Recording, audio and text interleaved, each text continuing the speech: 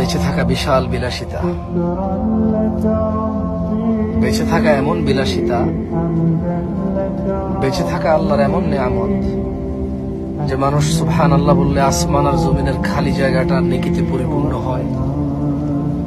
মানুষ আলহামদুলিল্লাহ বললে নেকির পাল্লা ভারী হয়ে যায়।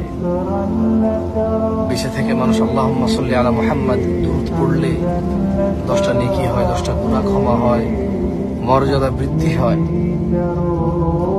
ওর প্রতি রহমত নাজিল হয় 10 বার। বেঁচে থাকলে ফজরের 2 রাকাত সুন্নত আদায় করলে দুনিয়াতে যা আছে এর চেয়ে বেশি কিছু পাওয়া যায়।